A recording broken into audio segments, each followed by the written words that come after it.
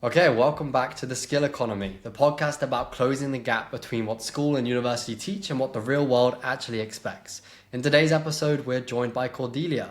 She's a founder, people leader, and recruitment expert with over a decade of experience hiring globally across tech and all sorts of industries.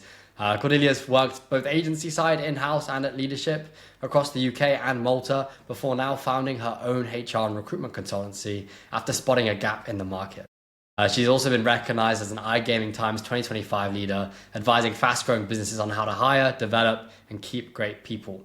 Cordelia, welcome to the podcast. How's your day going? Thank you so much for having me. I'm really excited to be here.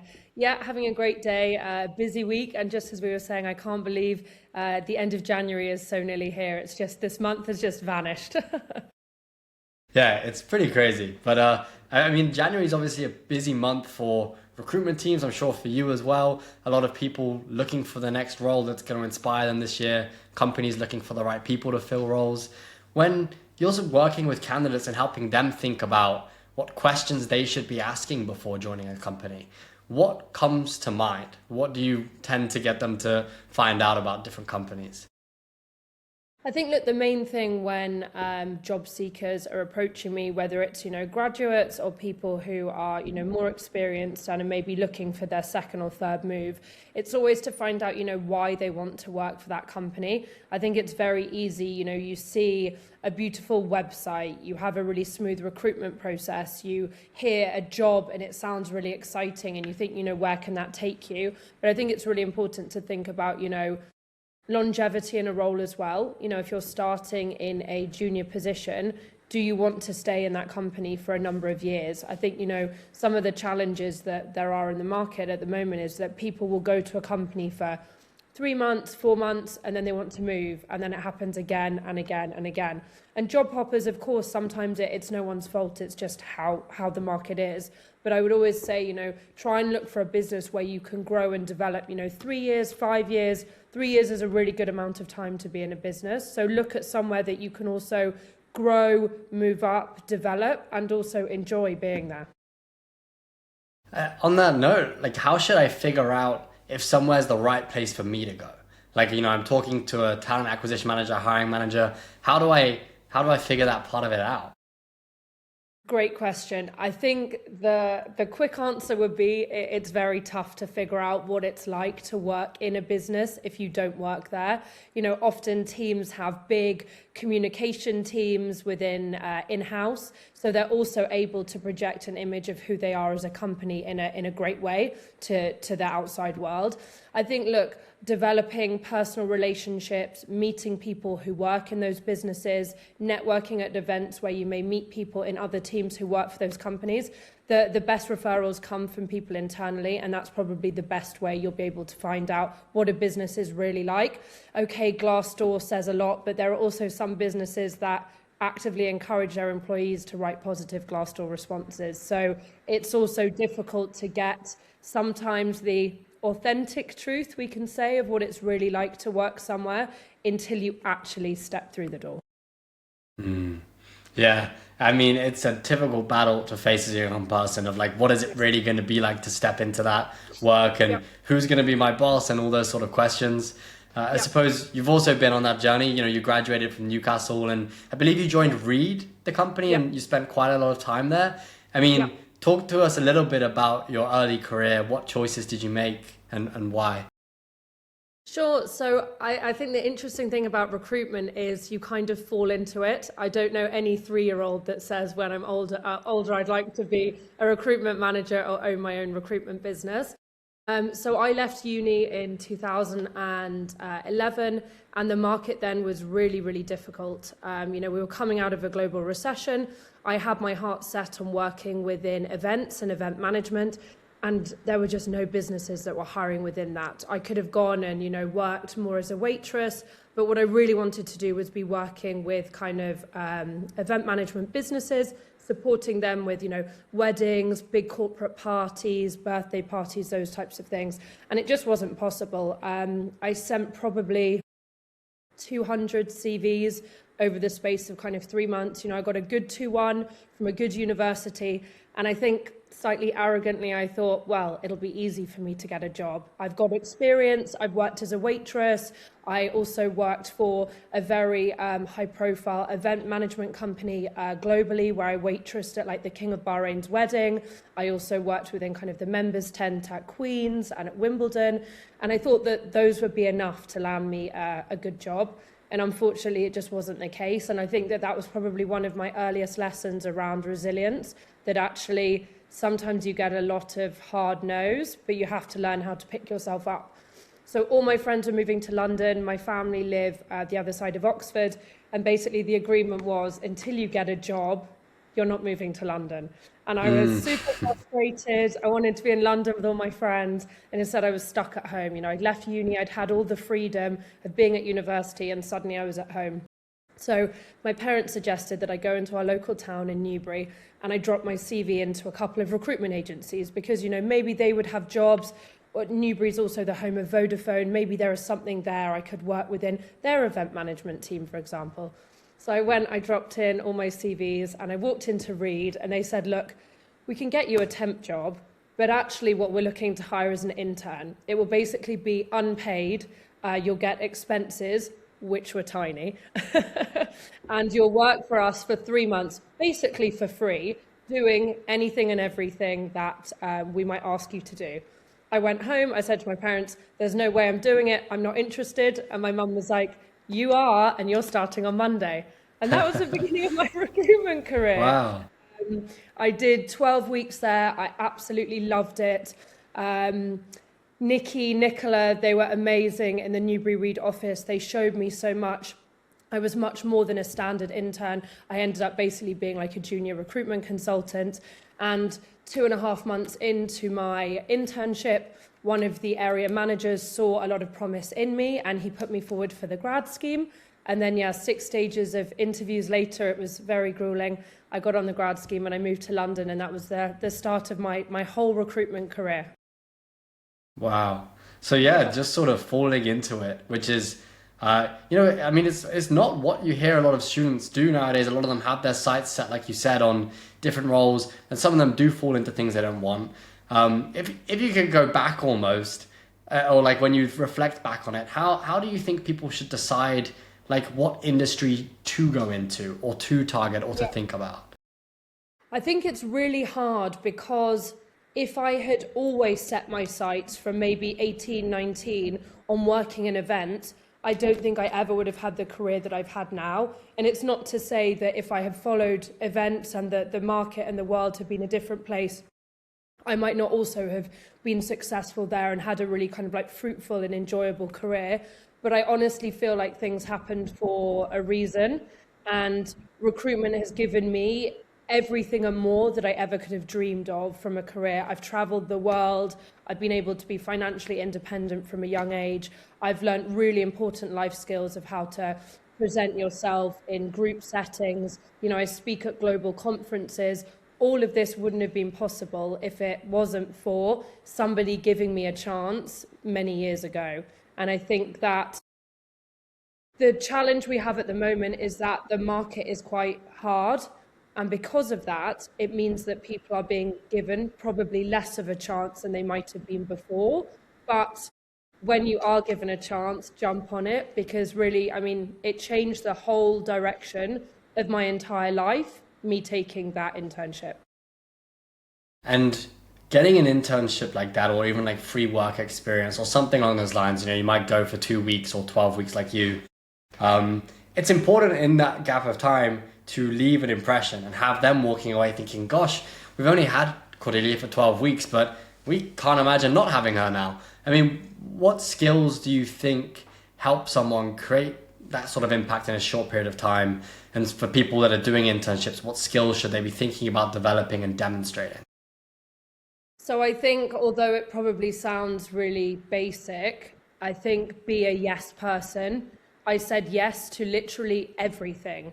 Yes to answering the phones, yes to creating the drop bags, yes to going out on client meetings. Wherever there was an opportunity for me to learn, I wanted to. But you also have to be prepared that you're not going to know very much. And there will be times where you make mistakes, you trip up, maybe you do something like wrong, that isn't how they want you to do it. But it's only by learning that you can then really figure out what you want to do. And look, there was a very real chance that I may have got to the end of the internship and been like, you know what, recruitment's cool, but it's not for me and it's not the path that I want to take. It just happened that it was. And then from what I think I read, you stayed at Reed for a while, went somewhere else back to Reed, and then worked your way up at Reed. Obviously, this is recruitment, but recruitment has a lot of generalizable skills that, I read a lot about resilience in recruitment as an industry, and that being one of the key ones in communication. What other key skills would you say there are that you learned in recruitment that have just helped you, for instance, starting your own business or in day-to-day life? Yeah, sure. So when I got on the grad scheme, I did 3 one-year placements, and those one-year placements, it wasn't that you chose them, but if you were interested in certain areas, you could apply. So my grad scheme was amazing for me. I did first year in banking sales. My dad was in banking, so for me that was a really interesting area. Second year, I then went to go and work on the Royal Mail contract. So that was looking at high volume hiring of thousands of people around Christmas, around Easter, and kind of mobilizing the different units. I think it's an interesting concept that pretty much everyone in the UK, you send a letter, you put it in the post box and it arrives, but you have no understanding of how it works. And for me, it was amazing to go to the mail centres and see people physically sorting, the machines sorting, and actually what goes into sending the letter. And then my third year, I went to Reed in Partnership. So this is to help unemployed people back into work. And for me, that was probably my most challenging year because I worked as a recruitment manager. So I had to win contracts with the likes of, Premier Inn, Costa, different businesses that would hire people who'd been out of work for a certain amount of time. It could be 6 months, it could be a year, it could be 3 years, 5 years. They may have been out of work because they've been in prison, for example, or maybe they'd had a young family. So you were also dealing with people who were not used to being in work. We then had support that would then help them get ready, but it was my job to then win those contracts. And then, I set up a new team of Greater London Finance, and then I moved with them to Malta, and that started my kind of international career. So I did almost 7 years with them. Yeah, it was an amazing experience. I loved working for that business, but I also then really wanted to go and do something more in-house. I think having the agency experience was great for me, but then going in-house and working for 2 gaming companies, I think it gave me the skills and the tools to be able to have the full 360 view, which when you then set up your own business is really important. You've worked on both the client side and the candidate side. And of course, it sounds like the client side of helping unemployed people get into work would be pretty difficult. Obviously, you said you're more on the employer side, but I'm sure you got a basic level of understanding around what they're doing to facilitate and help those people get into work. Is it skill development? Is it just helping them gain some confidence? What is it that they need the most support with that might be applicable to people starting their careers? So look, if I'm really honest, there were a number of people that clearly didn't really want to get back into work. And the benefit system in the UK has its own challenges, which I don't think we need to touch upon. But based on the people who did want to work, what I saw was a lack of confidence and a lack of preparedness. So, you're meant to be going in a suit to an interview and you turn up in a tracksuit. Well, already it's not a great first impression. So I think being prepared and being able to sell yourself in an appropriate way is probably skills that everybody can benefit from, whether you're unemployed or a grad, looking for a new role. Cool, great. I think that's helpful advice for a lot of people. I often read these horrific articles about people showing up to interviews without cameras on. And it's gosh, you can't show up to an online interview without your camera on. But it seems to be what you see a lot of, Gen Z heading towards doing, maybe because of the confidence thing, as you said. But, I guess part of your career then evolved into starting your own thing and heading off into the depths of that. A lot of advice young people get at the moment is, the job market's terrible, start your own business. I think that advice, it has pros and cons, of course, but when you think about the journey you've been on, tell us a little bit about the journey of starting your own business and then some of the skills that's helped you really hone in on and test it. Sure. So I worked for a large gaming company and they were going through an acquisition. And I realized that the path of my role was going to change quite a lot. And we basically sat down, had a very frank conversation, and realized that the paths were just not aligned to how they were meant to be. We left on good terms, but it gave me a unique opportunity that was like, I can give it a chance now to see if I can do something, or I can go back into full-time employment, but maybe I should just give it a go. So I set my business up in April 2022, CMC Consulting. And yeah, it's been a wild journey. I don't think I ever could have prepared for the highs, the lows, and probably every other emotion in between. I'm part-time debt collector, therapist to the team, networker, business development, guru, and also, chasing those sales. So it really is a full 360 role all of the time. And I think if I didn't love it as much as I did and do, then I think there would be times when I would be like, wow, this is really tiring, because it never stops. When I'm on holiday, I'm still working. When I'm sick, I still need to work. Owning a business and founding a business is great. It gives you so much freedom. I can work from anywhere in the world. I just need to have Wi-Fi and internet. If I wanted to take 3 months off tomorrow, off I go. But the challenge is that you don't have that kind of safety net underneath you. If I'm not bringing in money and my team aren't bringing in money, the business will cease to exist. And I think that there is a lot of pressure when you have, I have 6 people's salaries every month that need to be paid. It's quite a lot if we don't have money coming in. Yeah. And were you always, it doesn't sound like on the front that you were always going to end up starting your own business. Did you envision that when you were graduating, or it's something that just kind of like made sense once you got to a certain point in your career? Yeah, so it's a really interesting question. So everyone in my family is very hardworking, but none of them are very entrepreneurial. They've all worked for businesses. My godmother has her own insurance company, and she said many years ago that she was sure that I would set up my own business, that I had the skills and demonstrated very often what she thought would be important in an entrepreneur. I also spoke to my mum kind of years ago about wanting to set something up, but feeling like I didn't have quite enough experience. And then it was almost like the stars kind of aligned. I was swimming. I was in the Hilton pool in Malta, went for a swim, came out and was like, you know what? I think I'm going to give this a shot. And I updated my LinkedIn to say that, I was open to bringing on board some consultancy projects. And that day, 2 clients got in touch, and they were my first 2 clients. And then I started to be like, okay, well, let's give this kind of 3 months. The consultancy work is enough that it can kind of keep me going. And then it was like, okay, 6 months.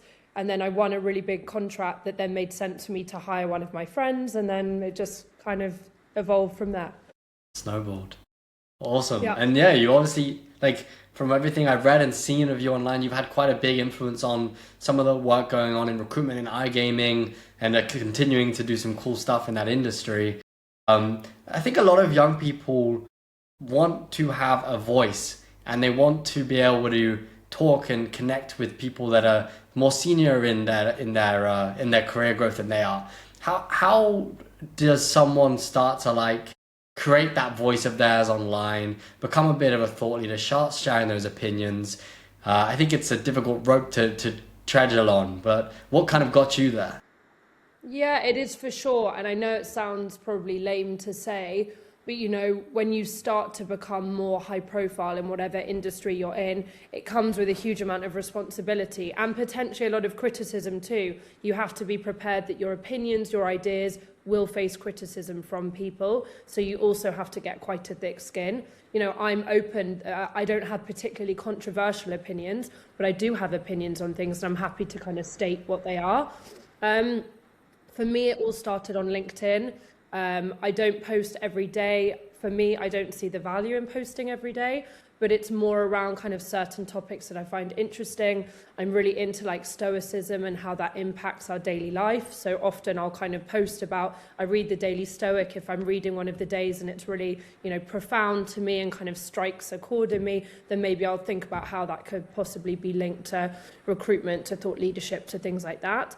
And I also attend a lot of conferences. Last year, 13. I network a lot, and I put myself out there. You know, I'm open to mentoring people in the gaming space, outside the gaming space, to giving people, you know, an opportunity to share their thoughts and for me to be able to offer guidance, you know, however I can.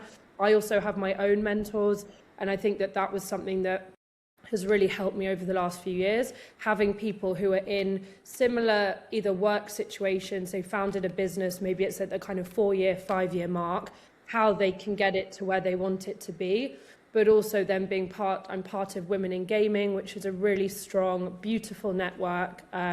We attend, you know, a number of events together. There's a great online community on WhatsApp, on Telegram, we're also on LinkedIn. And I really like admire that space where we can just share ideas and also people can connect, you know, either virtually or in person. Yeah, I think finding a network of people that are working on a similar mission, people you can just share ideas and thoughts with, and also those who share the same daily stresses as you, is pretty powerful. You know, like what you see a lot in early careers is people, they'll create a group chat so they can talk about their failures of not landing the job that they wanted, and it's a great way to go down that. But something you mentioned there was Stoicism, and that being such a huge part of sort of your philosophy around owning a business. I think that it's not hugely well covered in as a thing for young people, or like what Stoicism is and what that looks like. So how would you define it, and then how do you practice it in your business and the work you do?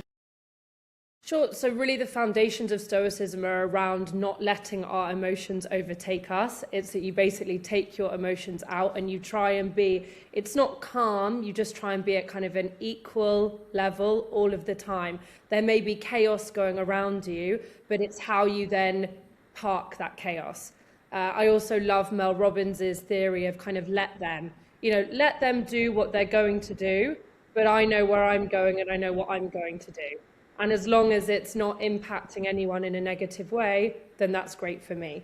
And I think that, I mean, look, there are loads of philosophies out there of, you know, how we should all live our lives. And I think that we all have enough pressure as it is to try and be the best person, the fittest person, the kindest person, the person that sleeps the best. We are bombarded with information all of the time of how we should live our lives. And I think it's all about finding something that works for you. I mean, just an example, I used to wear my Apple Watch all of the time. And then I started having a couple of weeks where I wasn't sleeping well. And it stressed me out so much when I would wake up and I would see that I'd slept, 4 hours 20, 5 hours 5, and I wasn't getting my 7.5 to 8 hours. But then I would be anxious all day. And I'm not an anxious person. I was like, the thing that is making me anxious is the thing that's meant to be helping me be healthier. So I just took it off, and now I just sleep. When I wake up, I have no idea about my sleep quality, but I feel less stressed because I'm not monitoring everything. And I think it's really easy for all of us to become obsessed with everything to make our lives more efficient, and then it actually ends up taking over and making everything more stressful. It's so funny. I have the exact same story about a Whoop. Like I had one for like a few weeks, and then I realized that I became so obsessed with looking at it that I would wake up and see that I'd only slept for 6 hours, and my whole day would be ruined. Ruined. I'd be like, I'm screwed. What am I going to do? So I got rid of it completely, but I might get back to it one day. I'm not sure. Yeah, and I think I'll probably go back to my Apple Watch, but more for like my workouts and for tracking those things rather than it tracking every single piece of my life. And maybe that's actually a good philosophy around using what serves us for the purpose, not then living and breathing it all of the time. And so I think Stoicism anyway is like a great thing for people to practice early in their career, because they're going to face a lot of rejection. There's going to be a lot of jobs that don't want them, a lot of interviews that don't go well. And if they can keep that baseline, knowing what the end of the map might look like, but just for their own emotional regulation, I think it can help in a lot of ways. But in your voice, were you always sort of like that, or were you more emotional growing up and then you were able to harness that? Like, what was your journey with that? Because I think it's often a case of like, you know, people do skew more the other way, then they try and balance themselves out through learning something like Stoicism. So I think over the last 4 years, I've become more measured as a person. I mean, look, I have my off days, of course. Who doesn't? But I think if I look back at my early career, I was very reactive to things like feedback.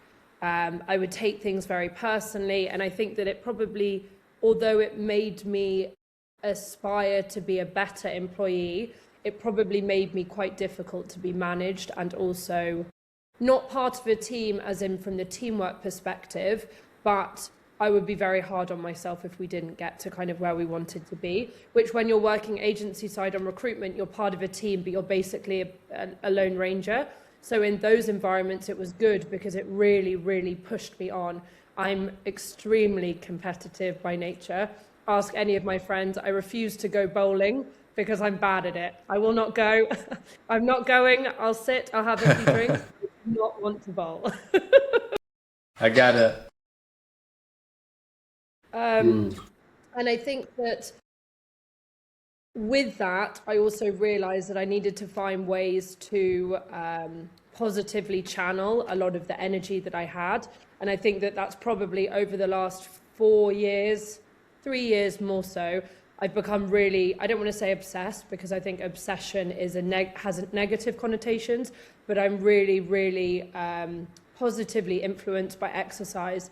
I work out every day. It's something that is like so important to my life, whether I'm running, spinning, Pilates, swimming, whatever it is, I'm doing something every day. Maybe just a small, yoga workout in my room. If I've had a long day of travel, I fly a lot, just something to settle my mind.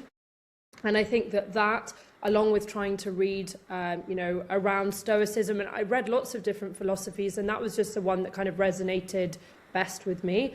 Then I started to see that when we get these emotional reactions, we can either react or we can take a step back. And I've realized with my team, particularly if I'm delivering constructive feedback, I always try and say after the call, leave the call, go grab a coffee, go for a walk, and then come back and let's chat. Because even by having that 10, 15 minutes, it changes everything. It's very easy that things can get, online very heated. It can become almost like a dispute when actually it's me just trying to say, look, I think that could have been handled differently, for example. Yeah, I think that's really great leadership advice. And for people that are wanting to get into leadership or, want to start climbing the ranks, I think being able to stay composed in those dicey conversations, or even just ones where you are sharing feedback and someone doesn't like hearing feedback, how you manage that awareness. And I think a lot of this also revolves around self-awareness and like you being fully aware of the things that you're saying and what that could be portraying. How has like being self-aware, as you'd say, helped you in your career?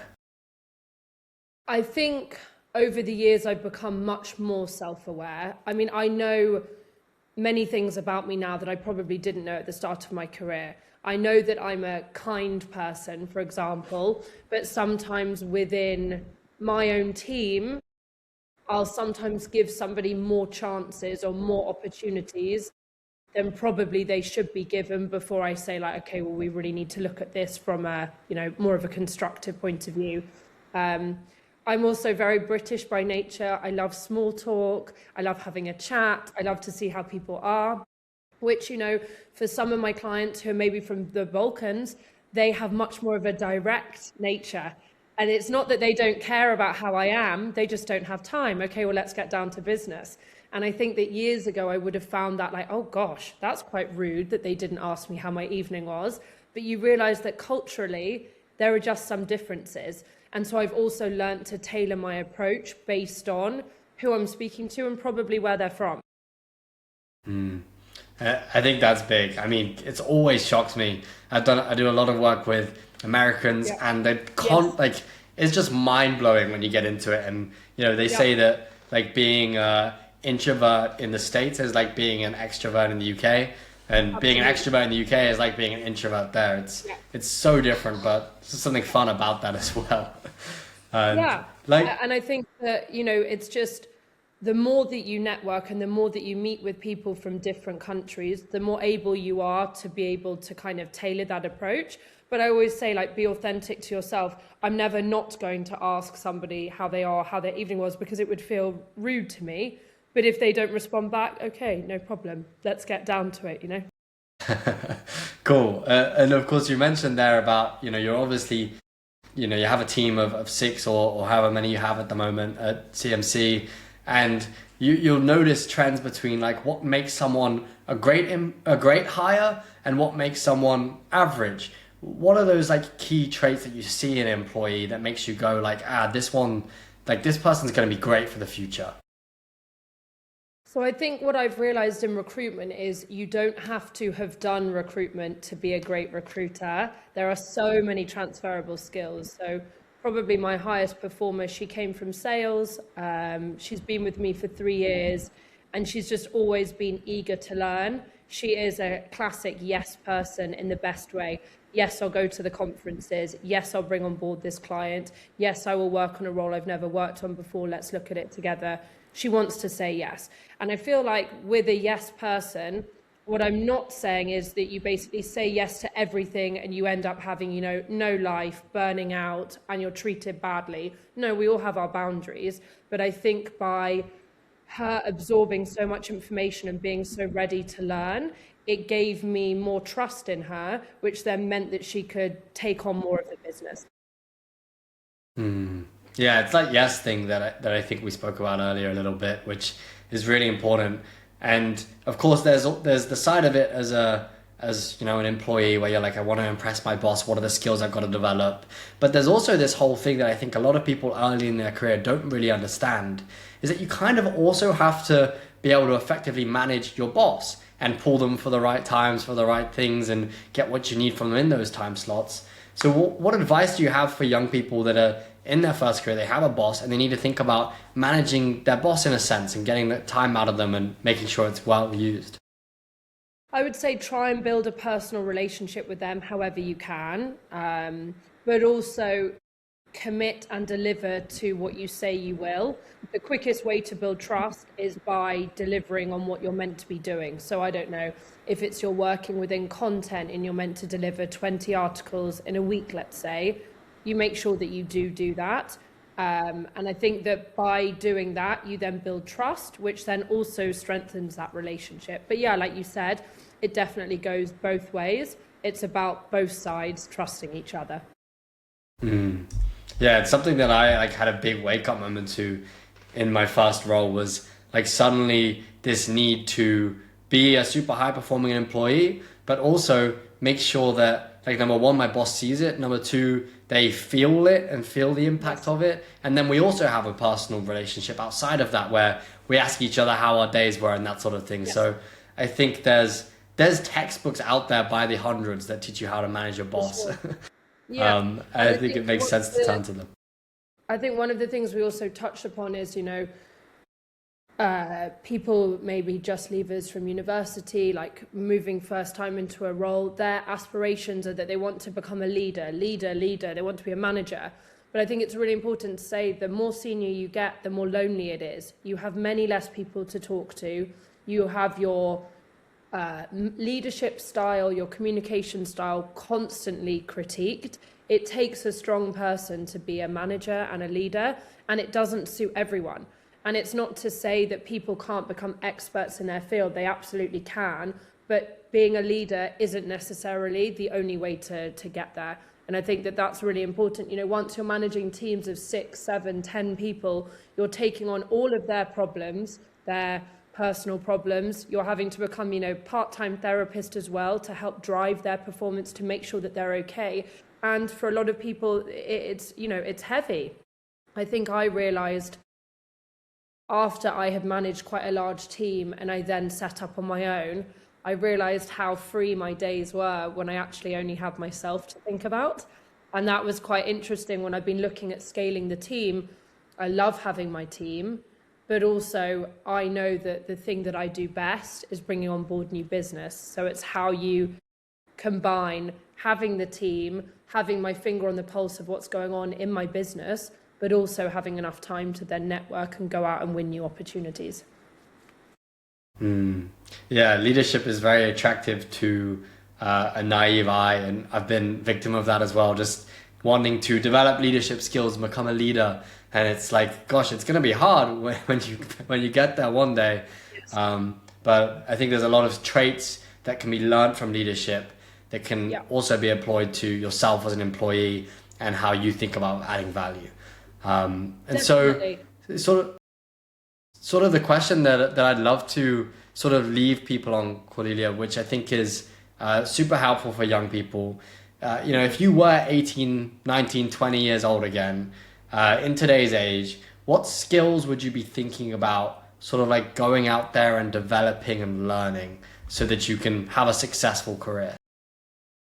So if we take on the like EQ side, it would be, resilience, proactiveness.